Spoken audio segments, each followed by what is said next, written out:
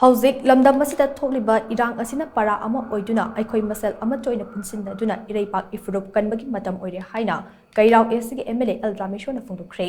wafam masi Universal Friendship Organization UFO gi meeting makhada UFO Northwest Division awang nongchupana tengol lakpa loisang hangdokpaga loinana numit taraga mangani chumna chathagadaba cultural holiday peace camp ngasi hangdokpagi thoramda MLA L Rameshwor na phongdokkibani UFO gi Laiden Kabi branch da pangthokkiba thoram aduga mari lainana MLA L Rameshwor na hai Houjik Maitei irecha sing ase chafu manung da leiba nga ga pangkhak oirapani Houjik lamdam asida thokliba irang asida aikhoida fangliba chaitheng ase kupna khanaduna irecha singna suba nomba kanduna aikhoigi pothok sing mapung fana puthokpa matam oire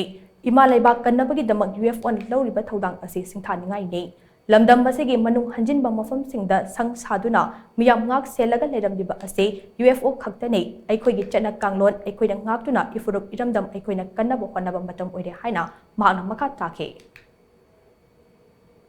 lakai da lebi me ampan ko na ko proganda sugumba piskiam da digi training makam tor kanda pomina ba do are puthona kanda chawa tapagi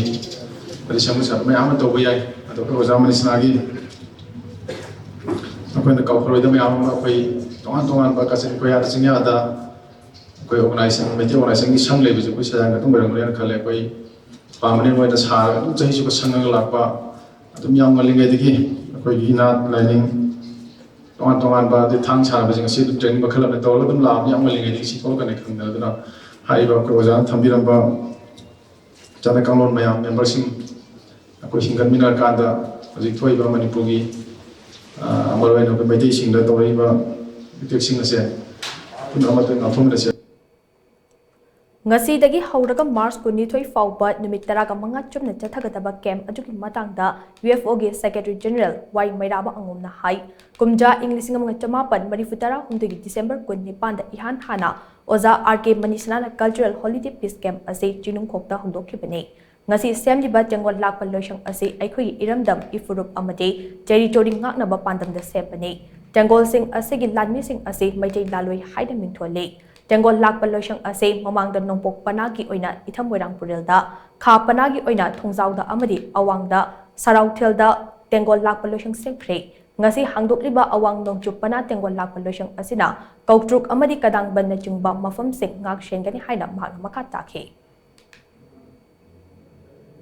18th century adaida kuki singsina Manipuri sida sanga kanda masi da lesan gre aduga aikoi free regime movement aigi brahma ga aikoi ga free regime movement thamam badegi moina changjalag lagi myam cha akhoi ohogdre aduga mapung phar matung da hojikti aikoi gi lamse munge hairabni haibedi churasanpur haina leijaramba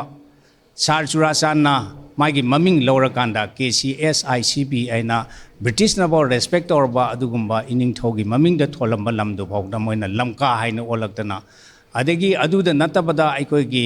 airport maming phawba masai sida magi lam maming sida lamka haina thonjalatna aikoi gi lamkhai mangna ma torok se aikoi gi samna hairabada aikoi lamkhai se ngakna ba aduga iphurup ijati gi aikoi gi praja mayam singji ngakna bagi damakta aikoi tengol se ha kan da training se pijabane Mayang Langjingi Jila Parisana UFO gi Malemgi Firal Tingkatuna Hodokiba Thoram Aduda Keirao AC gi MLA L Rameshwor Mayang Langjingi Jila Parisad Kaisham Sahadeva Bar Council of Manipur gi member Kids Ivo Yaima Imphal West Women Wing gi Chinga Kampakpe Laiden Kabi Kadangban GP gi Hanagi Pradhan Ilangmum Prem Kumar na Chungba Chief Case President amadi Guest of Honor oina saruk yakhe